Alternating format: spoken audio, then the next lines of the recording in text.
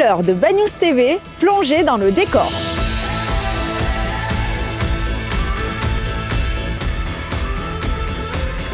Depuis lundi 11 janvier, le col de Bad News est fermé à toute circulation jusqu'à nouvel ordre par arrêté préfectoral dans le cadre de la lutte antiterrorisme. Bibliothèque pour tous a déménagé. Vous pouvez les retrouver dans les locaux de l'ancienne cantine municipale, rue Jules Ferry, HLM Michel Gineste. Les horaires d'ouverture n'ont pas changé, lundi, mercredi et samedi de 15 h à 17 h. La maison France Service, qui se trouve au CCAS dans les jardins de la mairie, reçoit une permanence le 25 janvier de 14 h à 17 h. Après de bons et loyaux services, il est temps de dire au revoir à votre sapin.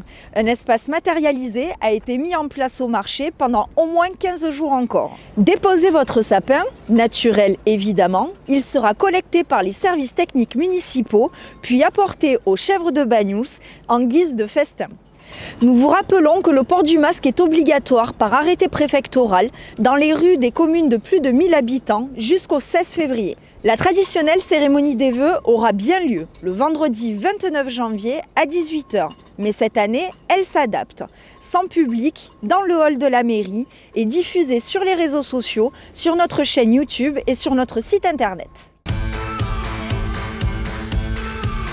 Cette année, l'Observatoire océanologique de Bad News fêtera le bicentenaire de la naissance d'Henri de la Casse-du-Thier, fondateur du laboratoire Arago.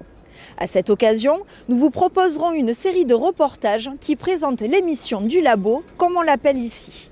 Dans ce premier épisode, nous partons à la rencontre d'Yves Desdevises, directeur de l'Observatoire.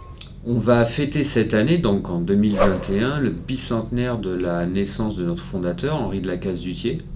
Donc Henri de la Casse-du-Thier, qui est né en 1821 et mort en 1901, qui a fondé la station de Roscoff en 1872 et la station de Bad News, donc le laboratoire Arago à l'époque, qui a été inauguré en 1882.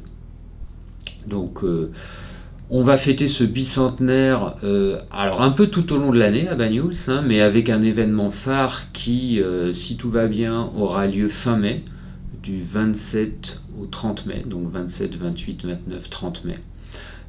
Qui fera intervenir donc des célébrations à l'extérieur. Il y aura une exposition consacrée à la Casse-du-Thier et puis des conférences grand public, donc ici à l'Observatoire, qui seront donc accessibles à tout le monde sur des thématiques liées à la Casse-du-Thier et qui feront un peu intervenir une thématique avant-après, c'est-à-dire il y aura un côté historique assez important et bien sûr un côté scientifique, alors vulgarisé, accessible, où on essaiera de faire le parallèle entre une thématique donnée à l'époque de la Casse-du-Thier et ce qu'elle est devenue maintenant, par exemple l'observation, typiquement.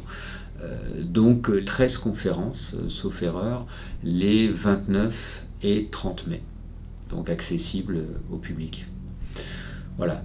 Alors ça durera en fait un peu plus que simplement ce point d'orgue, fin mai, puisque l'exposition qu'on va faire, comme les expositions qu'on fait depuis 2016 je crois, sera installée en permanence à Bad News, donc consacrée à la Casse-du-Thier et à ses travaux. Donc là encore il y aura un aspect historique, scientifique.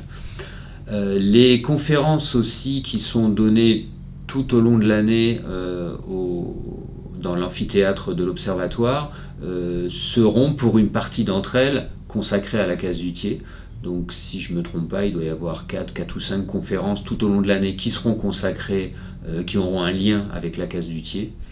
La ville va aussi beaucoup communiquer sur ça. On va organiser des événements avec les scolaires, là encore autour des aspects historiques, parce que je pense en plus que c'est spécialement intéressant pour les plus jeunes de voir un petit peu comment Bad News s'est développé autour du développement du laboratoire, parce qu'on voit clairement comment le laboratoire mais la ville autour a changé, et ça c'est des choses qui sont assez intéressantes. On voit à quelle vitesse tout ça s'est fait. Le premier JT de l'année 2021 s'est tourné bien emmitouflé. Nous vous souhaitons tous nos meilleurs vœux. Et pour bien commencer l'année, on vous laisse avec quelques images de nos sommets enneigés. C'était BANews TV, à bientôt.